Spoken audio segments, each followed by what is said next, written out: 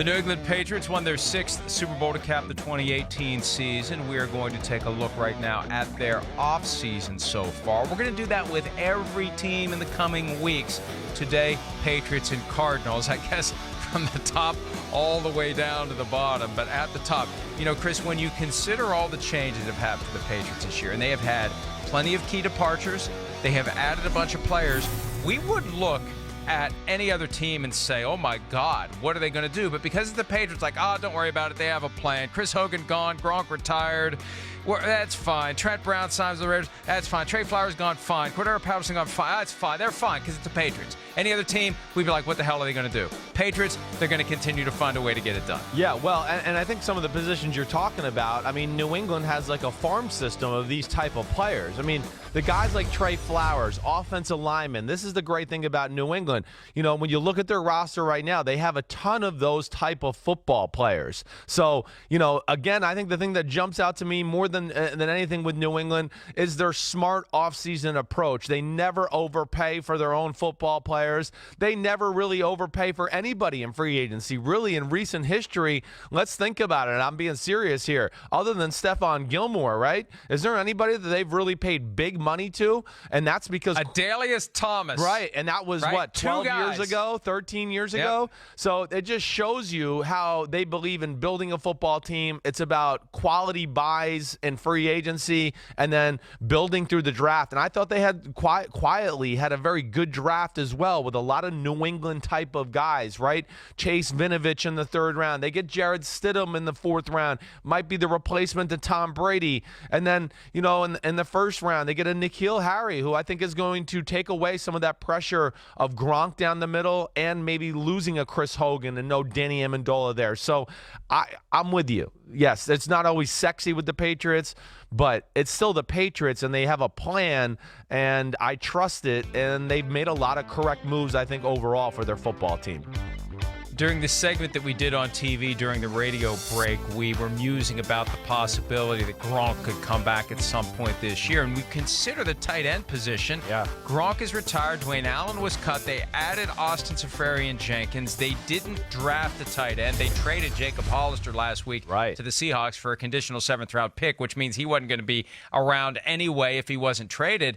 You just have to wonder whether that is a move that gets made, or if it's not Gronk coming back, and this would maybe slam the door on a Gronk on retirement, that possibility of the Vikings have made it very clear that Kyle Rudolph is available. Without coming out and saying we have no intent to trade Kyle Rudolph, they have made it clear that Kyle Rudolph is available. Right. And if that move would happen, that addresses the tight end position. Now, look, I don't know that Kyle Rudolph would immediately assimilate to the Patriot way because it's not something for everyone. But, you know, that's the one glaring hole that I see. When that's been such a key part of the offense over the years, who's going to step in and do that? And maybe they see something in Austin Seferian-Jenkins we don't, and they've faced him enough times that they know what he's got.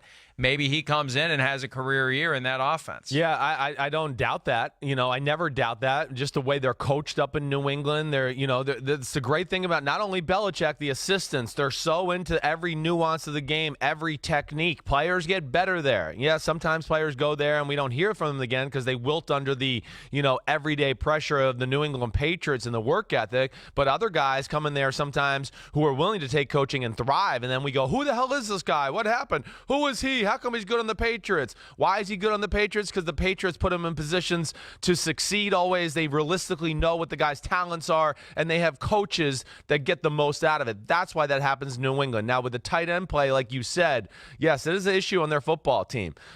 Kyle Rudolph, certainly on the radar. I think that would be like plan C maybe down the way.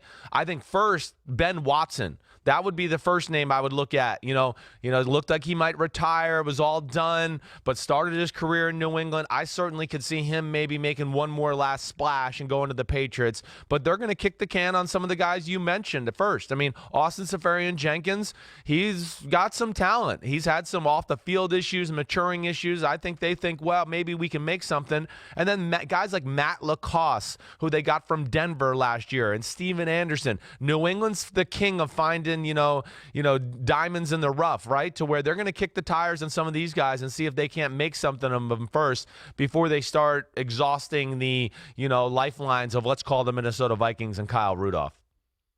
Ben Watson won a Super Bowl ring in 2004 with the Patriots as a rookie. He played in one game that year. He has won no Super Bowls since then. He's been around for so long, we just assume that he's got a handful of rings. No, he's been playing for teams that haven't been in Super Bowl contention, and the possibility of him unretiring and coming back. At a time where we're thinking about Gronk unretiring and coming back, maybe it's Ben Watson who unretires and comes back, but that's clearly an area of need. And you mentioned N'Keal Harry, first-round pick on a receiver for the first time since 1996 when they took Terry Glenn.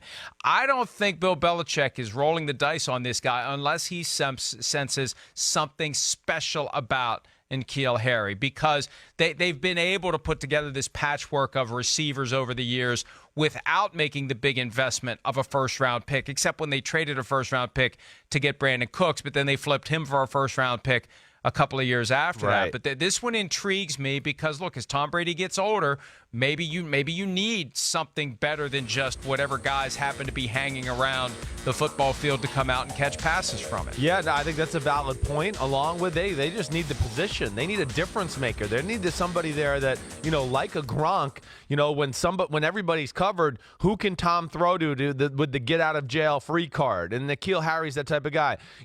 Other than Julian Edelman, who's going to be that guy that when Brady throws a ball 5 yards over the middle of the field, who can make it into a 15 or a 20-yard gain? That's the questions we have about New England in the pass catching department, and N'Keal Harry brings that big time. Mike, I think he's going to be a lot like a Michael Thomas for the New Orleans Saints. Not a guy that you line up outside and go, oh, we're going to throw bombs down the field all day long. No, when he's outside, it's going to be underneath routes. It's going to be back shoulder, 50-50 jump balls, that stuff. But I think more his bread and butter is going to be over the middle of the field. He's amazing with the ball in his hand. The first guy cannot tackle this guy. He's physical, and he can break ankles, and I think that's the beauty of what he brings to the offense.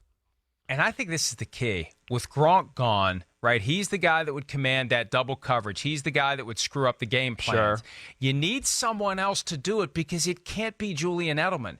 Julian Edelman is not – if you double Julian Edelman, you are taking him out of the game, right? Yes. So you need someone on the outside that is getting the help over the top so Edelman can keep doing his thing underneath like he did when Gronk was there. I think that's the real reason they've gotten N'Keal Harry so Julian Edelman can continue to be Julian Edelman.